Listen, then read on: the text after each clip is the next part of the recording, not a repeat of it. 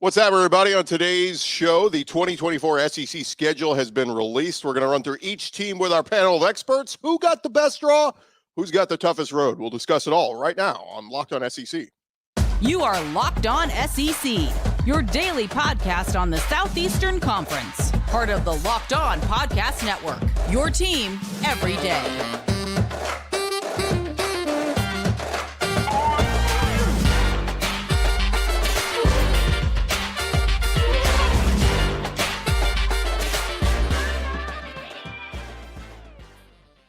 And what's up, everybody? Welcome into the show. It is great to have you guys along. Today's episode is brought to you by FanDuel. Make every moment more right now. New customers get $150 in bonus bets with any winning $5 moneyline bet. That's $150. If your team wins, visit FanDuel.com/lockedon to get started. I'm Chris Gordy.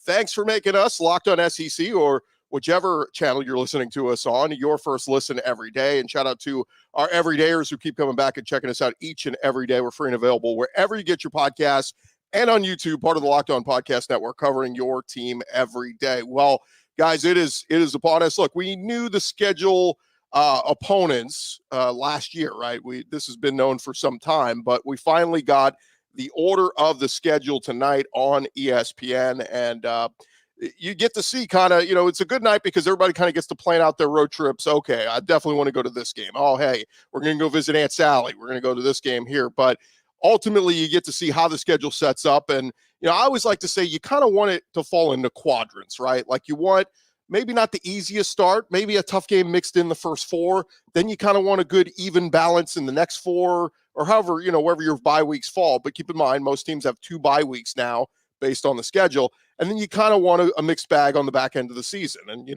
want a mix of one respite game in there, a Vandy if you could work in, or something like that. So that's kind of my philosophy with the schedule. But boy, oh boy, did some people get messed over. We will run through some of the schedules on who got the toughest draws and some of the teams that really took a tough draw. So we'll start kind of with the teams who have had the most success here the last couple of years. We're going to start with the Georgia Bulldogs and take a look at their schedule and how things worked out. And most notable with Georgia's schedule, first up, they get one home game in the first 5 weeks. That is a pretty brutal draw for Georgia. Now, the Clemson game is in Atlanta, so it's not, that one will basically be a home game for Georgia. But road trips at Kentucky and at Alabama back-to-back in the first month, absolutely brutal. But, you can look at it one way. If you're Georgia, maybe you think of getting the Alabama game out of the way, right? Whoever wins or loses it,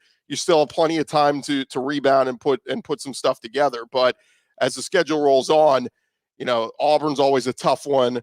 At Texas is obviously one that's circled. And of course, there's a big stink made that was scheduled the same weekend as the F1 race in Austin, which is like a huge deal. And it's almost impossible. So if you're a Georgia fan and you haven't booked your travel yet to Texas, you might as well just start making plans to watch it at home on the TV, because it is going to be impossible to get hotels for that game. But that's how Georgia's schedule sets up. And Florida, Georgia, they did do a good job of trying to keep that one around that last weekend of October, first weekend of November, the typical weekend it normally is. It'll fall on November 2nd. So will be a good one there. But again, Georgia, we look at everybody's schedules. It is tougher this year. Like you're playing some tougher opponents. You can't avoid that with Texas and Oklahoma coming in. This is why I kept telling people, like, look, you want to hope for SEC expansion, like all SEC fans. Yeah, let's get Oklahoma. Let's get Texas. Okay, great. But now you got to play those guys. And it's more potential pitfalls for losses on the season. Now, the good thing is the playoff expands to 12 teams. So we're not talking about, there is no SEC East versus SEC West anymore. The divisions are gone. 2 best teams with the best record go play in Atlanta. And honestly, if you don't go to Atlanta, you're not out of it. 10-2, I think, in the SEC still gets you into the playoff, as we talked about this year. Ole Miss and Missouri both sitting there at 10-2. They didn't go to Atlanta, but they would both be in the playoff this year in this scenario and how it played out. So plenty to discuss with all the other teams. So let's dive back into it. We're going to get to the Alabama schedule, catching up with Luke Robinson, host of Locked On Bama. And we welcome in Luke now. And Luke, initial thoughts when we look at Alabama's draw for 2024 and how it plays out? First of all, I know I'm a little overdressed, but I was at a Christmas party and I just got into the house, so it worked out great. But yeah, while I was at the Christmas party, the schedule came out, and I'm excited about it. I mean, look, Alabama's schedule is about as tough as it gets. You know, when you go on the road to Wisconsin and then you add in Oklahoma and obviously Georgia at home, and then you're on the road to LSU and Tennessee. I mean, it's daunting, and a Missouri team that's going to be strong. But I'm looking. You know, when I was doing the podcast earlier today, I was hoping that Alabama was going to get that at Vanderbilt game between Wisconsin and Georgia at home. I thought that would be a perfect time for it because I didn't want to have the bye. So in September, I wanted to have it a little bit later. But they gave Georgia and Alabama a bye on the week before they play each other, which, you know, makes a lot of sense. I mean, these are the two power programs in the country. And that's going to be a monster game. They've already set it up for ABC on 6:30 at night. It's going to be a huge one. So that's cool. And then Alabama plays at Vanderbilt the next week, which is about the best you could have, because you're going to get beat up against Georgia. Alabama and Georgia are going to beat each other up, win, lose, or draw. And then you get to go play a Vanderbilt team that's, hey, let's face it. I mean, Vanderbilt's going to have it tough regardless, and they've lost a lot of people in the transfer portal. So I think that's good.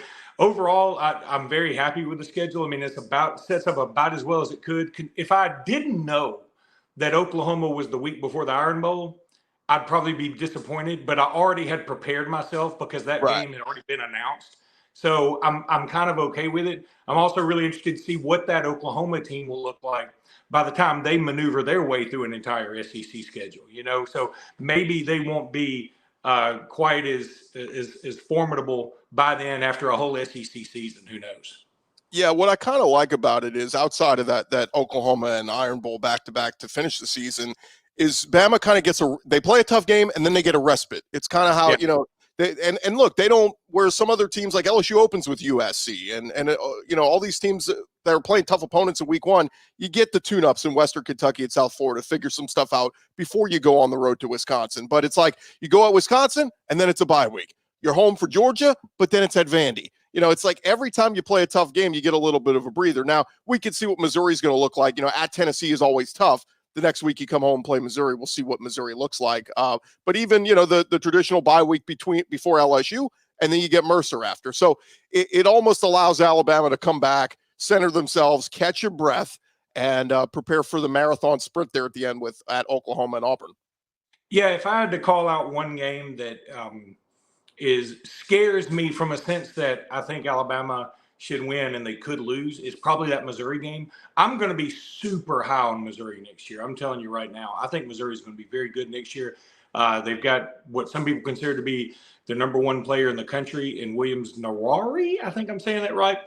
Committed to him. And then they've got Luther Burden's going to be coming back. I think the quarterback's going to be back. I think Missouri is going to be a thing. Now they lose Cody Schrader, but he's good. Yeah. But I think they can replace him with another good running back and be okay. Well, they just picked up Marcus Carroll from Georgia, I think Georgia State, who was like one of the better running backs in the country this year. So I was like, oh, easy plug and play right there. And, you know, another thing that stands out to me from this schedule, look, Alabama was involved with Tyler Van Dyke at Miami. Well, now they get to play him next year at Wisconsin. Alabama thought, okay, hey, we get to finally we don't have to see Rocket Sanders anymore. Well, he just transferred to South Carolina. So, I mean, it's like you can't get rid of some of your old nemesis. You say Nemini or nemesis? I'm not sure. It doesn't matter. But anyway, it makes for a fun South Carolina game. I think they've got some dudes on that team. Obviously, they're not don't have the stacked roster of an Alabama or a Georgia LSU, but they got some dudes. And so that stretch of South Carolina at home, Tennessee on the road, Missouri at home is going to be an interesting three-game stretch. Look, if Alabama can win all three of those, I mean, I think considering the other games that you feel like they should win, I think Alabama will definitely be in the playoffs. Look, I feel good about Alabama's being in the playoffs next year anyway. And I think if you're old school SEC, I think one of the keys for this coming up year is just don't let Texas and Oklahoma get to the SEC title game this year. You can let them do it some other year, and that's fine. But you don't want them prancing into your conference after we've been talking so long about how tough the SEC is, and then letting one of them, or God forbid, both of them, playing in Atlanta for an SEC title. So I think there's going to be a lot of SEC pride on the line for the old guard. He is Luke Robinson, host of Locked On Bama. Luke, appreciate the time as always, man. You make a great point there. I mean, Alabama and or rather Oklahoma and Texas coming into the conference. Yeah, you don't want them to come in, the new guys. And I don't think they will. I think they're both going to have to go through their growing pains of, playing a tough SEC schedule. I've talked to so many Texas fans here the last couple of weeks who have said to me, like, yeah, we kind of know what we're getting into, but you don't know until you do it. And, you can laugh and joke and go, oh, yeah, Mississippi State or Ole Miss or whatever. Yeah, play those teams back to back to back. You suddenly start to see what the SEC truly is all about. All right, as Luke kind of mentioned there, we talk about the Tennessee game. Let's transition to Tennessee. Host of Locked On Vols, our buddy Eric Kane jumps in with us now as we continue our 2024 schedule reaction show. And Eric, let's take a look at it and see how the Vols will fare in 2024. Overall reaction to the schedule that the Vols will have. Yeah, I mean, there wasn't a whole lot of intrigue, to be completely honest with you. Over the last couple of weeks, there's been multiple reports out. Chris Lowe of ESPN said third Saturday in October, Tennessee, Alabama was going to be October 19th. Tennessee, Florida was going to be October the 12th. The Manning cast a couple of nights ago actually confirmed that Florida game. VolQuest.com reported a couple of games later in the season, including one at Arkansas on October the 5th. You had your 4 non-conference games already out there. So once you kind of piece some things together, Chris, it really didn't come as a major shock. I will say one curveball was in regards to the Tennessee schedule. I thought the Kentucky game would be October the 26th with the bye week on the 2nd, and those two have flipped. Georgia potentially on the 9th, but Georgia's going to be on the 16th. So nothing major, but overall, I mean, I think it sets up nice. It's a tough schedule. That's life in the SEC, right? But I like where the bye weeks are, kind of giving Tennessee a breather before heading into some more tough games. The Vols do have the non-conference game against NC State, which I think is navigatable. It's winnable, but you kind of get these couple of Chattanooga, and you get a couple warm-up games to really get Nico Iamaleava settled in as the quarterback and really get him to settle in because look, going to Oklahoma in week 4, I don't care who, even if Hendon Hooker or Joe Milton were back, that's a tough game. No, it is. I mean, Tennessee fell flat on its face against the Gators in the Swamp and could not handle the road adversity whatsoever. And I mean, that series has been so lopsided, the last 15 years and everything, but Tennessee was horrible on the road there. Its first true test of, road environment, SEC game and all that and more. So I love the fact that Nico and Tennessee are going to get, like you said, UTC, Kent State, but also sandwiched in between those games. You're at a neutral side against a quality opponent in NC State. NC State won 9 games this year, finished really strong, beat Clemson in North Carolina. You get a quarterback in Grayson McCall who's committed to go there, so I think it's going to be really challenging. And I think Tennessee can win that game for sure, but no matter what, it's going to be a challenge for Tennessee, and that will prepare the Vols for 2 weeks later when you go on the road to your first SEC opponent, and that's Oklahoma. So I love the fact that Tennessee's getting that matchup against NC State now with better quarterback play as well before you go to Oklahoma.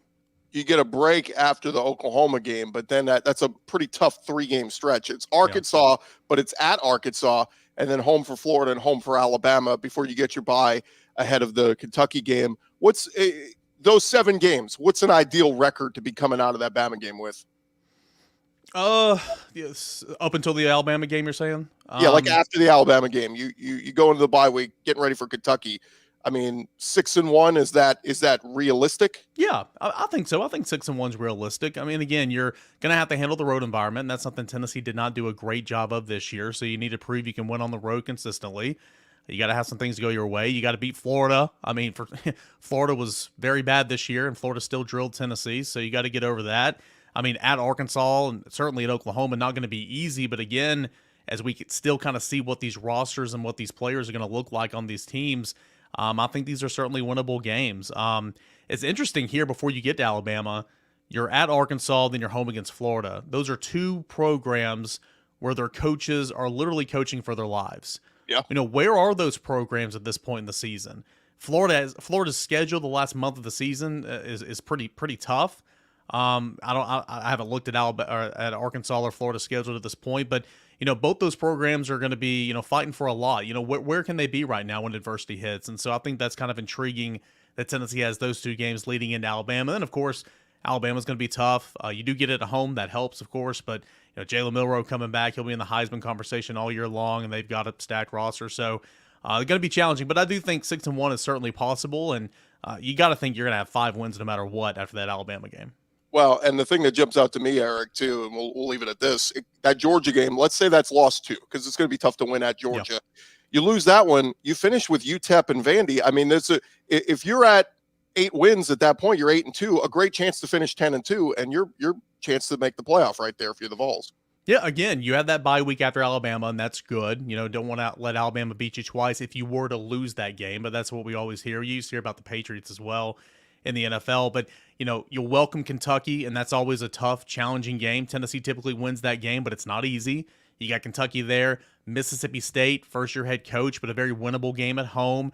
You mentioned Georgia. Even if you don't win that game, UTEP and Vanderbilt. So, yeah, I mean, I think, honestly, it's going to be tough. I mean, no schedule in Southeastern Conference play is ever going to be easy, but I kind of like how this lays out. It's going to be challenging at Arkansas, Florida, Alabama, that stretch there, but I like this schedule for Tennessee. I really do. He's Eric Kane, host of Locked On Vols. Eric, thanks for the time, man. Hey, Chris, appreciate it, man. All right, let's transition and take a look over at LSU's schedule before we get our next guest in here and continue to look at the schedules. But LSU got a brutal draw to open the season. They're going to play USC in Las Vegas. Now, USC going to be going through a little bit of transition. They're going to lose Caleb Williams, but it's still Lincoln Riley. And both teams had really bad defenses this year, so we'll see what they look like in that one. But LSU they get Nichols. They're at South Carolina. UCLA is a brutal, why they kept both these teams on the schedule for a non-conference. And we'll do Ole Miss in a little bit, but Ole Miss, their toughest non-conference game is at Wake Forest. LSU's got USC and UCLA before they even get out of September. So tough draw there. They get road trips in October at Arkansas, at A&M, then a bye week, of course, before Bama. And then they finish at Florida, home for Vanderbilt, but then they finish home with Oklahoma. And that game will be very interesting because we could be looking at, again, if LSU's avoided the pitfalls, we could be talking about maybe both Oklahoma and LSU are 9-2 going into that game and potentially a playoff spot on the line. I know we're talking about everybody kind of like 10-2, but I think 10-2 is what gets you in the playoff next year. And that game could potentially be a decider, LSU versus Oklahoma. And this is for all the people who didn't want playoff expansion. That becomes a perennial playoff, basically a playoff game between LSU and Oklahoma in Baton Rouge. So tough draw there for LSU when we're talking about who got the easiest roads, who got the toughest roads. I'll tell you in a second, Ole Miss got one of the easiest roads in my opinion, but LSU had absolutely brutal draw there for them, and we'll see how they can weather the storm. Thank you guys so much for making us your first listen every day. Coming up next, we're going to talk with our buddy Stephen Willis about the Ole Miss Rebels. But first, I want to remind you guys, as the weather gets colder, the offers over at FanDuel are staying red hot. Right now, new customers over at FanDuel are going to get $150 in bonus bets with any winning $5 moneyline bet. That's $150 back if your team wins. If you've been thinking about joining FanDuel, there's no better time to get in on the action. Their app is super easy to use. Of course, they got it all. Spreads, player props, over-unders. They got a bunch of, all the SEC basketball games. They got action there. Of course, they're all going to have all these SEC football games heading into next season. Some of them, the big ones, may already be up there already. You need to go check them out. Go to FanDuel.com/lockedon. You can do that on your laptop or mobile device. Go to FanDuel.com/lockedon and sign up there. And then, of course, you can download the app and get all your action right there. They are FanDuel. They are the official partner of the NFL. And thanks to you guys for sticking around with us and making Locked On SEC your first listen every day. Shout out to our everydayers who keep coming back to check us out each and every day. And now we're going to keep our 2024 schedule reaction show rolling on. We welcome in our buddy Stephen Willis, host of Locked On Ole Miss. And Stephen, I've been talking about this the last few days. I think Ole Miss definitely is, they were a threat this year. They become even more of a threat next year. All the names in the last few days that have been discussed about coming back next year for the Rebels. And I think they actually get a little bit of a favorable draw with the schedule. The big news is Alabama comes off the schedule. They also avoid A&M. But let's take a look at how Ole Miss's schedule sets up for 2024 as we dive into it. And obviously right out of the gates, Stephen, the non-conference games, while everybody else is playing a big dog, like, A&M gets Notre Dame and Alabama's got to go to Wisconsin, all this. Lane Kiffin, the Rebels, said, we'll play Furman and MTSU and go to Wake Forest. So pretty easy path right out of the gates for Ole Miss. Yeah, and this is an Ole Miss team that's gotten off to quick starts, even with a difficult schedule at times in the SEC over the last few years. This year is probably going to be no different, where Ole Miss should be the favorite in every game until the game in Death Valley comes up. Oklahoma coming into Oxford, that is a really cool situation. I think that was a kind of a treat thrown at Oklahoma with them going to Ole Miss and to LSU. I think Oklahoma got that little bit of a reward. But all in all, this year for Ole Miss is going to be completely about the 12-team playoff. Everything's there. All the players are coming back. The Grove Collective has stepped up. Ole Miss is recruiting at an extremely high level in the portal of some names that everybody's going to hear the next couple of days.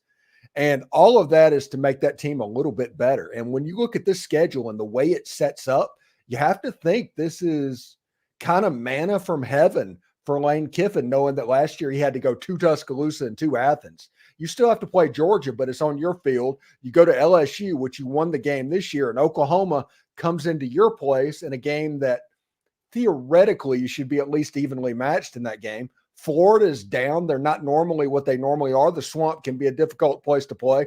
So can South Carolina, but I'm going to be honest. I love this schedule. I'm absolutely in love with this football schedule. Yeah, it's interesting because, it's early, right? We don't know who a lot of these teams are yet. I mean, we're talking about, South Carolina earlier with some folks, and, is KJ Jefferson going to go there? There were some reports he could enter the portal. He could end up there at South Carolina with Rocket Sanders. So it's like we look at these games and there's really no way to tell. Like even Oklahoma, we look at, and yes, Oklahoma's always a tough team, but is Jackson Arnold the real deal? Is he going to be a legit quarterback next year? Is he going to go through the growing pains? So there's so much we don't know yet about these teams, but the thing I like about Ole Miss is we do know they're bringing back Jackson Dart. We do know they're bringing back Quinshon Judkins and all these great receivers, Caden Priestcorn, all the guys on the D-line. Like this is going to be a dangerous team that's recruiting very well, and Pete Golding can get this defense to take a step forward next year. I just look at it. I think that game against Georgia is tough, and then a road trip to Florida right after, not easy. But I think if they get to that point and, Ole Miss has 10, 9-10 wins or whatever, like I think 10-2 is absolutely should be the expectation at minimum for Ole Miss fans next year. Yeah, and that Florida game, who's to know if they're not blowing things up at Florida at that point if you look at Florida's schedule, because whoever did that should be fired with cause immediately. It is absolutely almost evil what Florida's having to go through in the first year of the 12-team playoff and with a coach that is trying to survive. But you get Ole Miss immediately after LSU and right before Florida State. Who knows what you're going to get with Florida? I think the biggest stretch for Ole Miss will be at Death Valley, home against Oklahoma, bye week Georgia. I think those are the three games that is going to determine what Ole Miss does this season. Yeah, and since we had the Florida graphic up there, we'll just touch a little bit more on Florida and get your thoughts. I mean, Billy Napier, like you said, going into a hot seat year. Trevor Etienne, one of the running backs, enters the transfer portal. They've had a bunch of guys on the defense enter the portal. It's going to be tough. I guess the one saving grace is they bring back Graham Mertz, who had a nice year this year, was very efficient. They're going to need a veteran quarterback to weather the storm. They are playing Miami, playing A&M, and a road trip to Mississippi State all right out of the gates in September. And that's before you get a road trip to Tennessee, home game against Kentucky, against Georgia. And then that stretch on the back stretch of that season, I don't know if anybody's got it tougher with that back 5-game stretch. You come out of the open date, you play Georgia, you're at Texas, you're home for LSU, home for Ole Miss, and then at Florida State. I mean, those could be all top 25 teams on the back stretch of the season. Yeah, that November for Florida, like I said, and at that point, the season could already be blown up for Florida. It depends on how they do in the early part of it. But you don't think UCF is going to come into that game ready to play? You don't think they want to win in the Swamp? The Knights are going to be absolutely ready to go. And you look, there's like 4 or 5 teams that won 10 games this season on that schedule. It's ridiculous. And honestly, Ole Miss probably, other than being the week before the Egg Bowl, and the discussion amongst Ole Miss fans is whether or not that game is going to be on Thanksgiving, because that game, I think, is contractually obligated to be on Thanksgiving. But they're going to have that discussion. I think Lane Kiffin's not a big fan of that. And I think Texas and Texas A&M eventually is going to be the trade-off and is going to end up on Thanksgiving night. And I think that Ole Miss and State's probably going to end. I'm thinking it's going to be Friday night, honestly. Yeah, that'd be a lot of fun to kind of get back to what we used to do. By the way, Florida, 10 of their teams they will face this year reached a bowl, or next year faced a bowl game last year. So absolutely brutal there. Stephen, while we got you, let's just real quick, let's take a look at a few others. If we could pull up Oklahoma, I just get your thoughts because, welcome to the SEC, Oklahoma and Texas. This is what you wanted. The question is, are you sure? Are you sure this is what you wanted? They get a tough week 3 game non-conference against Tulane. I only bring that up because Tulane played Oklahoma very competitive a couple years ago. They played Ole Miss very competitive last year. So that, that could be a tough one, but they jump into SEC play. They host Tennessee, but then they go to Auburn, and they may be looking at going, oh, that's an easy one. Don't discount Jordan-Hare Stadium on the road. Not It is at all. always tough. Then we get, of course, the open date and then the Red River rivalry game, and then they get South Carolina before going at Ole Miss. They come back home for Maine, then they're at Mizzou, open date, and then I don't know if anybody has a tougher backstretch last 2 games of the season than Oklahoma having to host Alabama on November 23rd and then finish at LSU on November 30th. Like, Oklahoma could be sitting there with 8 wins at that point going, oh, yeah, we could get to 10 wins and then lose to Bama and LSU and just finish 8-4. Like, certainly possible. Yeah, some low-key things that I'm pretty excited about on this schedule, just looking at it, is the game, like I said, the game at Ole Miss and at LSU. That's almost a reward for Oklahoma this year coming into the SEC. But I like the fact that Oklahoma is at Missouri, the old Big 8 rivalry. They haven't played football since Missouri left the Big 12, so that one's going to get renewed quietly. Texas and Oklahoma as an SEC Red River shootout. And remember, Tulane almost beat Oklahoma the last time they played in Norman. So, I mean, Oklahoma's schedule is no joke, and it's going to be a little bit different than Iowa State and Kansas State and some of those guys coming into town, the atmospheres that Oklahoma is going to be seeing on a week in and week out basis.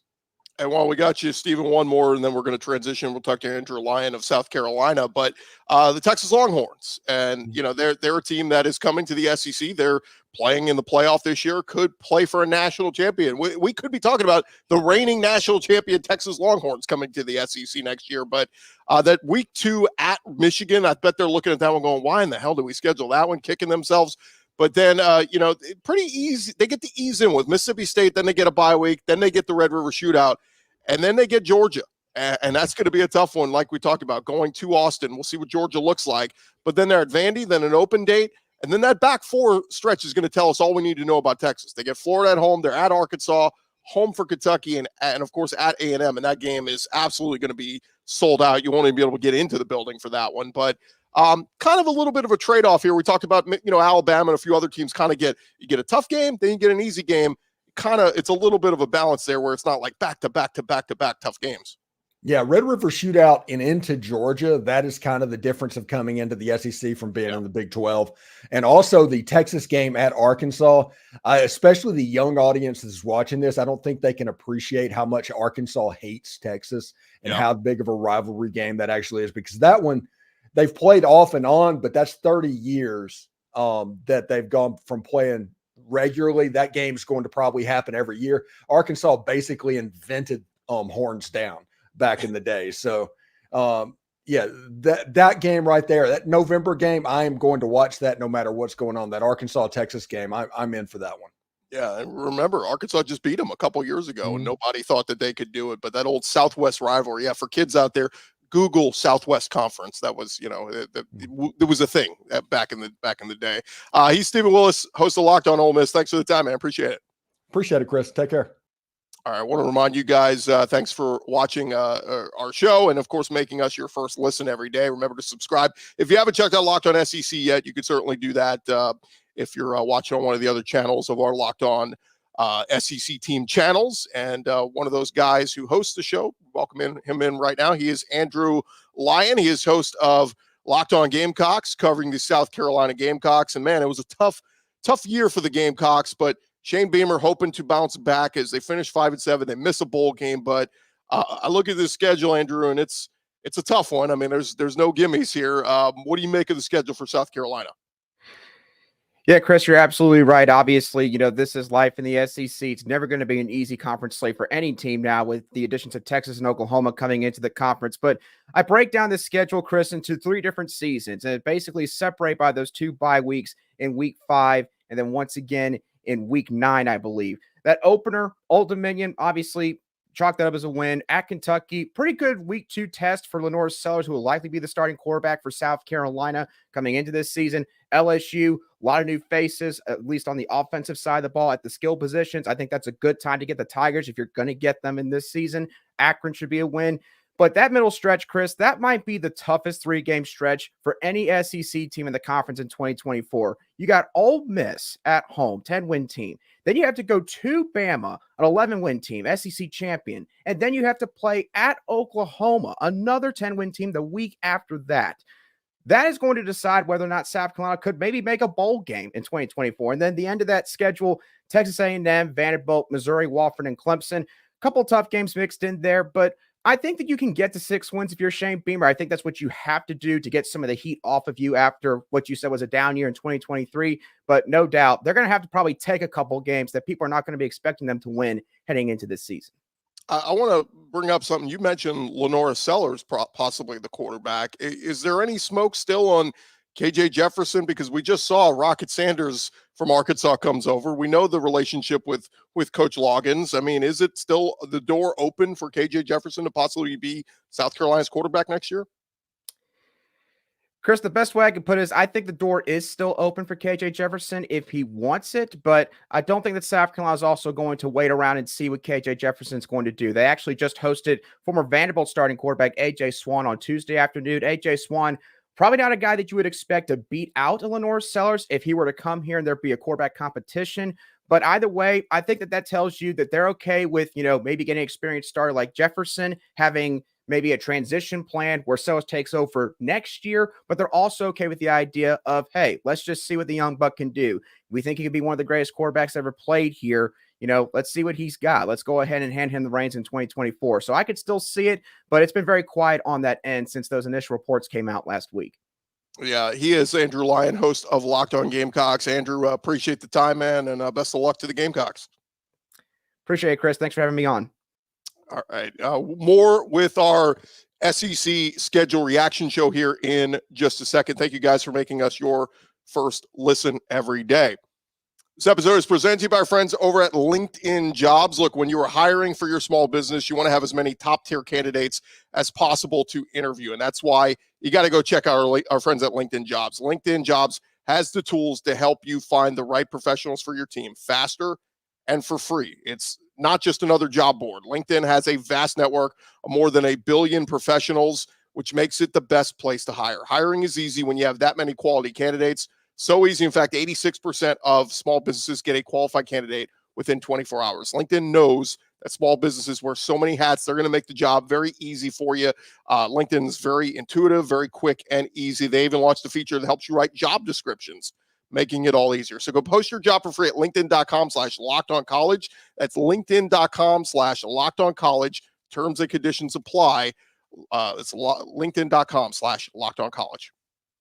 All right, we continue on here with our SEC season preview show. And just to have a couple more schedules that we need to get to take a look at, we run through just about everybody.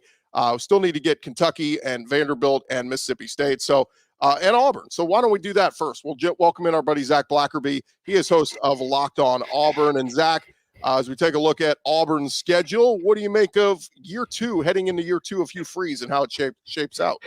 I think it's kind of similar to last year's schedule, where those first few games, including your non-conference, now Auburn's going to finish up that home-and-home with Cal.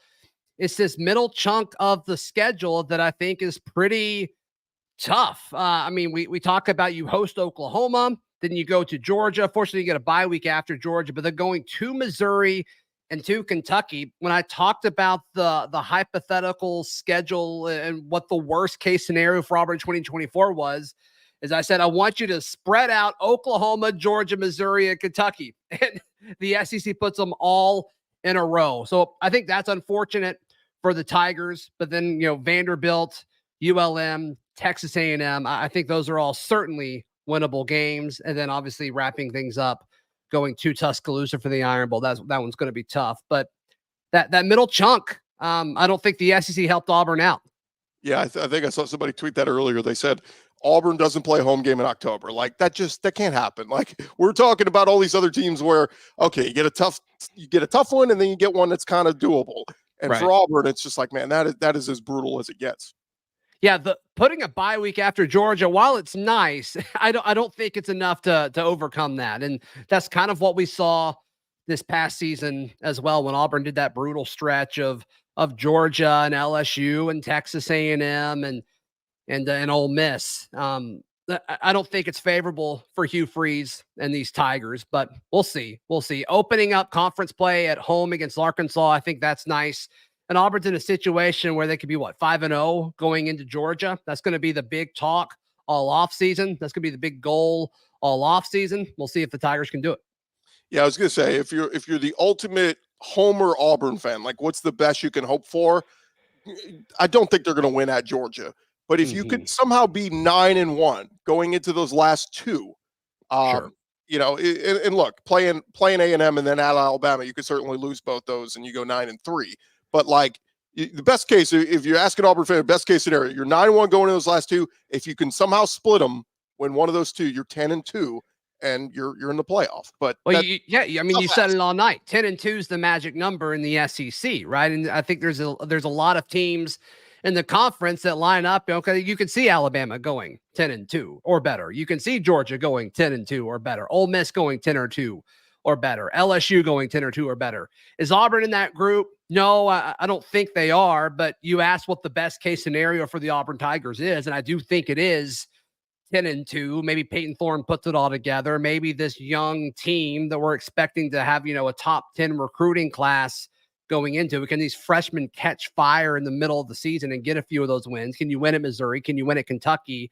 Sure. I mean, but I think realistically, Auburn's goal for next season should be 9-3 with upside a little bit past that. And that would, of course, be 10-2. I'm not expecting that, but I do think 9-3 is on the table. Yeah, well, we'll see who the quarterback is for Auburn. If it's Peyton Thorne, let's hope he had an awesome offseason and a tremendous spring, and he jumps forward. And we're talking about Peyton Thorne being one of the best quarterbacks in the SEC, if that's going to happen for Auburn next year. Yeah, and I think Kentucky is going to be an interesting team, and we'll pull up their schedule in a second, Gordy. But I think Kentucky is going to be an interesting team in this conference when it's all said and done, because look at what they've added, Zach, in just the last week. They've added so much through the transfer portal, and granted, you don't want to be too reliant on it, but they bring in Brock Vandergrift from Georgia, who we assume is going to be the starter. I mean, right. There's nobody else really there. Devin Leary graduates. They bring in the number 2 running back from Ohio State, Trip Trayanum, I think, however you say his name.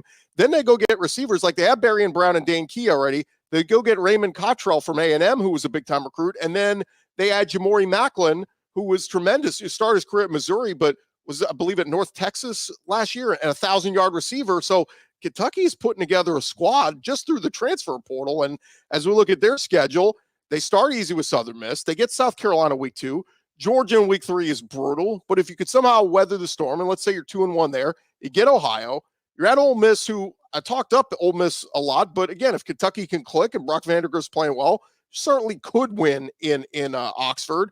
They didn't get the open date, then it's Vandy, then at Florida, always tough, but Kentucky has really handled Florida in recent years after going whatever it was, like 30 years without beating them.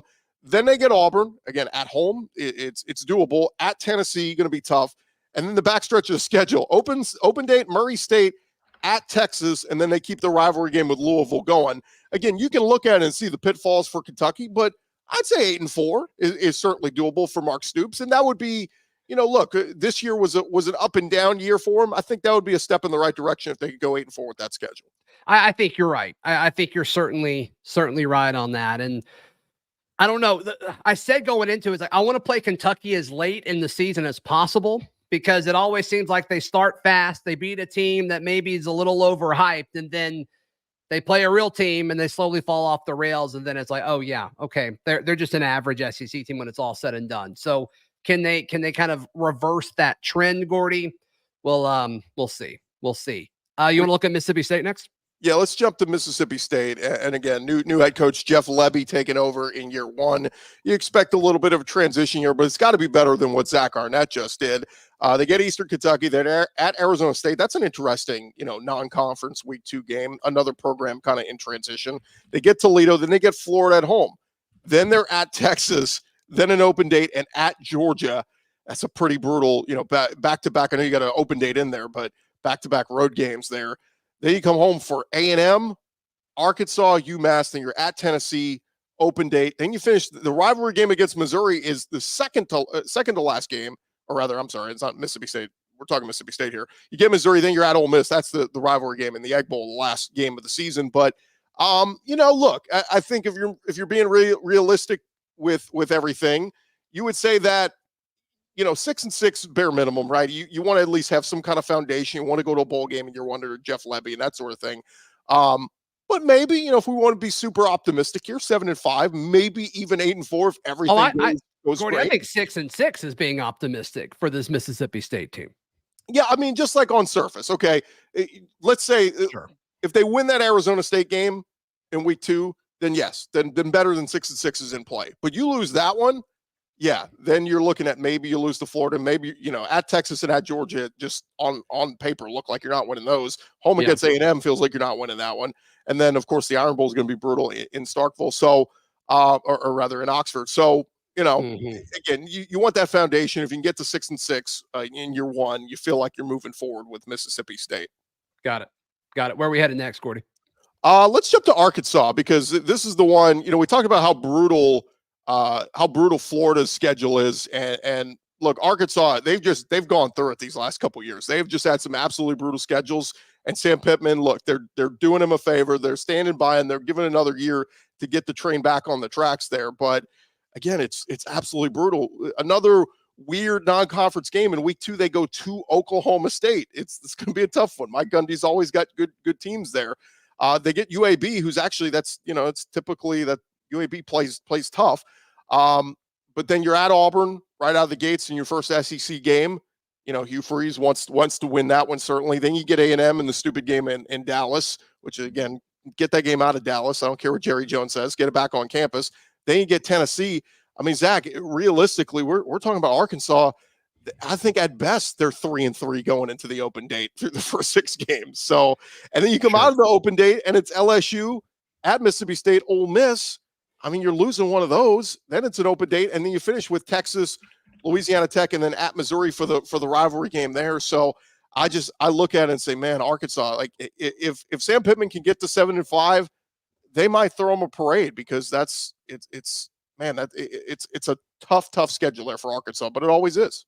It always is, and I just don't see the path for Arkansas getting better. I mean, losing KJ and losing Rocket Sanders, I don't know where the points are going to come from for the Arkansas Razorbacks, and you can't win games without scoring points unless you're Iowa.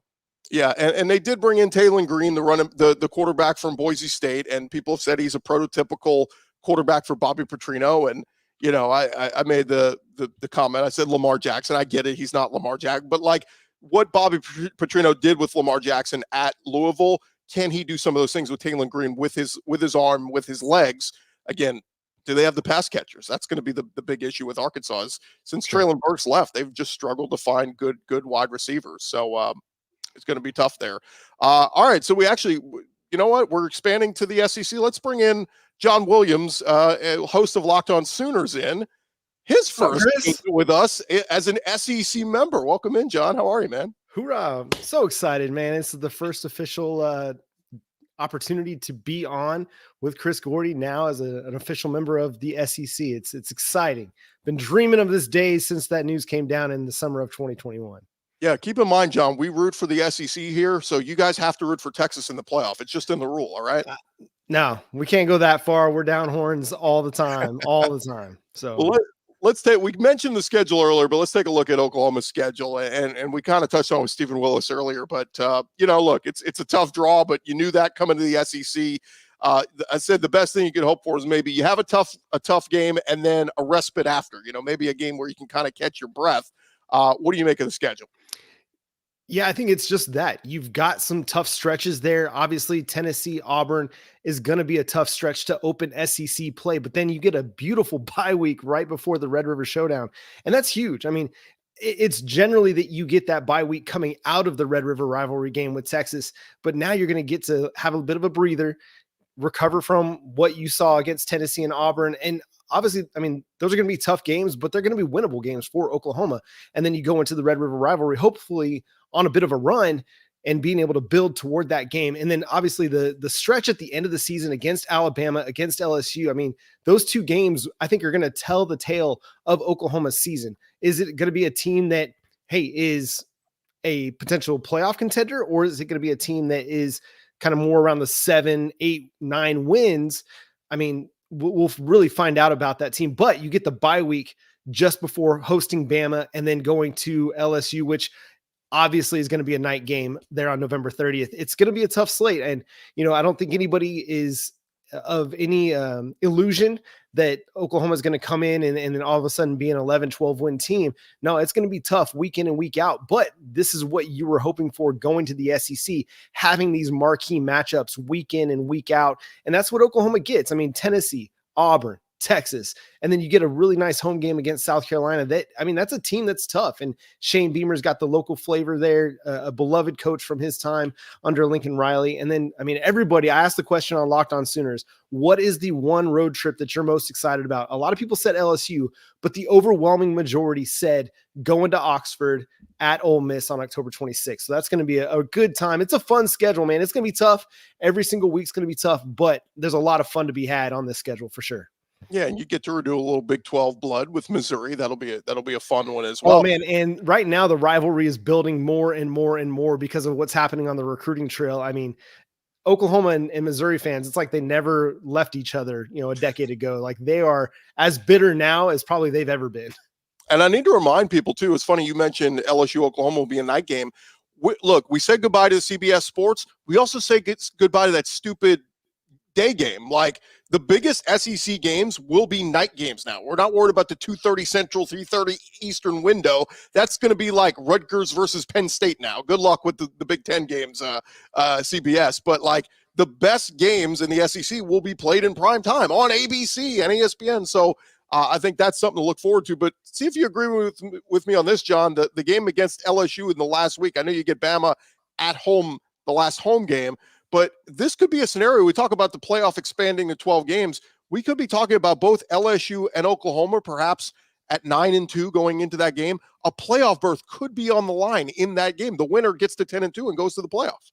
Yeah, I think that's a very reasonable expectation, really. I mean, Oklahoma's going to have some issues that they have to solve this offseason before they're ready to go into the SEC, but they're a talented team at a lot of different places and should be kind of in the mix going into November. And so it's not out of the question for that game to be a playoff game, basically a playoff semifinal, quarter, round of 16 game, if you say that. But I mean, it's going to be an electric atmosphere. And I, like you said about the SEC and the 2:30 games, I mean, that's what Oklahoma fans are excited about getting out of the Big 12 is no more 11 a.m. games. No more, that's the big game of the week on Fox Big Noon Kickoff. No, you're part of the prime time schedule. And it's just going to make sense for Oklahoma at LSU that first year in the SEC to be a primetime game. And it's going to have huge stakes on the line as well. Yeah, Texas and Oklahoma fans are going to be like, wait, what is this all-day tailgating every week? We're not used to this. We're used to playing those stupid 11 a.m. games that nobody, it's like nobody enjoys 11 a.m. games. Now, there will still be some because the SEC network has to fill out their time slot, but like it'll be few and far between. You'll have way more night games and evening games and all that, so it'll be a lot of fun. He is John Williams, new to the conference, host of Locked On Sooners, but not new to the Locked On Network. John, appreciate the time, man. We'll talk again real soon. Yeah, let's have some fun, man. All right, we got one more schedule to get out of here. We've done 15 of them, and we've saved the best for last. The Vanderbilt Commodores. They are, Clark Lee has had a rough go there these last couple of years at Vanderbilt. I thought maybe they might consider making a change, but they're standing with them. And, man, out of the gates, they get Virginia Tech. I know Virginia Tech's been down, but it's a tough one right out of the gates. Then they get Alcorn State. Then they're at Georgia State. I don't know why they would schedule that one. Then they're at Mizzou. Open week, home for Bama, at Kentucky, Ball State, Texas comes to Nashville. That'll be a fun road trip for a lot of the Austin fans. Then they're at Auburn, home for South Carolina, open date, and then they finish at LSU, and then the rivalry game against Tennessee. I'll just be honest, looking at it right now, knowing Vanderbilt's both quarterbacks are in the transfer portal. Several of their decent players have entered the portal, like Will Shepherd. It's going to be a tough go, and cannot pencil in a W for any of these SEC games for Vanderbilt next year. So hate to dismiss Vanderbilt like that, but understand why they are. Thought Clark Lee might be building something here at this point. He won 2 SEC games 2 years ago. You thought, okay, maybe they could win 2 this year. Didn't happen. Wasn't in the cards, and they weren't even close, and some of the defense was so bad. So we'll see what happens there with Vandy. But that is our show, guys, our 2024 schedule reaction show across the SEC. I understand we had 16 teams to cover, so we had to be a little bit faster in covering a lot of them. We didn't get to run through the whole slate, but just overall takeaways in closing, just my takeaways. Happy that Florida, Georgia stays on that last weekend of October, first weekend of November, where it normally is. Brutal end of the year for Florida, like we talked about. Playing Georgia, then at Texas, then LSU, Ole Miss, and at Florida State. Brutal for them. Auburn not getting a home game in October. Tough stretch there for Hugh Freeze. Texas, they close out the season with Florida at home, at Arkansas, versus Kentucky at A&M. That's a welcome to the SEC moment for Steve Sarkisian and the Longhorns. LSU ends the season hosting Oklahoma. I mentioned that one. That one could loom large on a playoff berth. And then, of course, Georgia only having one home game in the first couple of weeks. How much does that hurt them right out of the gates? When we talk about, this bowl game coming up against Florida State, Georgia's got to win this one. Do they really want to go after winning 29 in a row? Do they want to go to the offseason having lost 2 in a row? It would be, it would kind of hurt Kirby and the vibe going into next season. But there you have it. It's our 2024 schedule reaction show. Remember to subscribe and like all of our shows across the Locked On Podcast Network. We appreciate those watching on Locked On SEC for making us your first listen every day. But of course, you could check us out all across the network with all of our great shows and make those shows your second listen of the day, whether it's Locked On Longhorns, Locked On Gamecocks, whatever it is. And then you can also go check out our Locked On first ever national sports 24/7 streaming channel on YouTube. Locked On Sports Today, here for you 24/7, covering the top sports stories of the day with all our local experts of the Locked On Network. And go check them out on YouTube, Locked On Sports Today. For all of our hosts who joined us here, I'm Chris Gordy. This has been Locked On SEC. We will talk to you guys tomorrow.